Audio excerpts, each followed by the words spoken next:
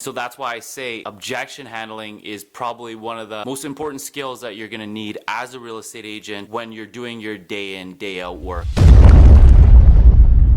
When I say objections, what I mean is anytime somebody says no to something or doesn't want to agree to something, whether it's the price is too high or I need to ask my wife or I want to wait, these are all objections. So we want to handle those objections. But the way we handle the objections, I see a lot of realtors going out there and just saying why? What makes you want to wait? Why do you want to wait? Why do you need to talk to your wife? Like any of that stuff. But what you really want to do is you want to identify and isolate the objection. Like the price is too high. So that's the objection. And isolate it with a hypothetical scenario. Okay, the price is too high. I completely understand that. It sounds like a lot of money. If the price wasn't too high, would you be ready to move forward? If the price was in your budget, would you be ready to move forward? If the price was free, would you be ready to move forward?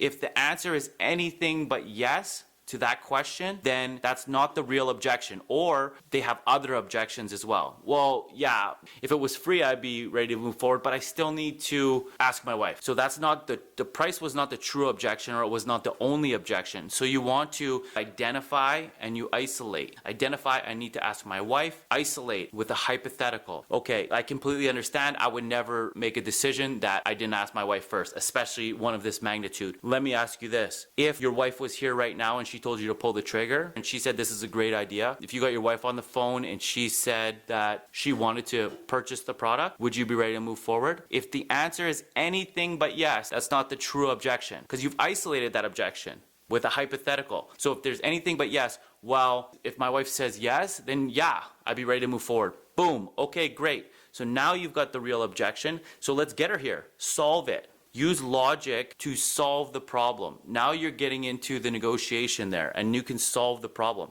Okay, let's get her here, right? If the objection is price, okay, identify and isolate. Okay, but if this was within your budget, would you be ready to move forward? Yeah, I love your product. I think it's great. It's just not within my budget. Okay, great. So now you've identified that price is the actual objection and they're ready to move forward if you guys could figure out price. Now you guys just have to haggle on price a little bit. Right? That's their true objection.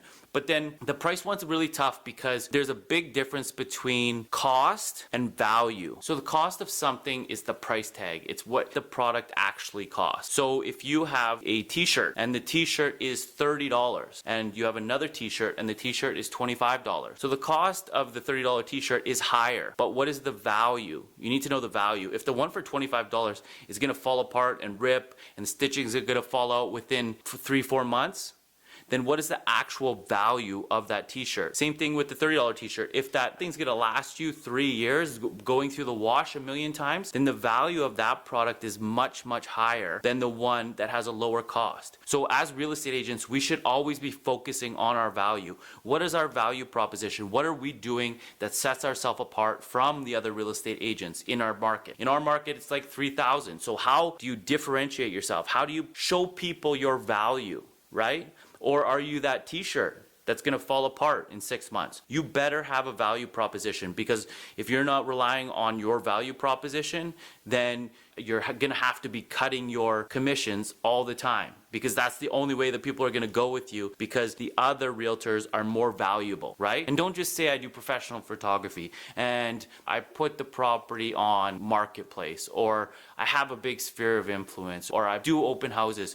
It's like you better have something that shows the value of the cost of what you're providing. So your value better match the cost. Because if it doesn't, then the person values their money more than they value your service. So your service better be more valuable than their money. And how do you prove that? So you really got to show that the service that you provide can net them more money in their pocket. Not everybody wants more money. Some people want it to be easier, smooth transaction, no problems, no legal hiccups, anything like that, and as quick as possible, hassle-free, the most amount of money. Those are the three things. How do you set yourself apart in accomplishing all three things, right? That's kind of like the name of the game. So as real estate agents, you get in there and you show your value on all three of those things.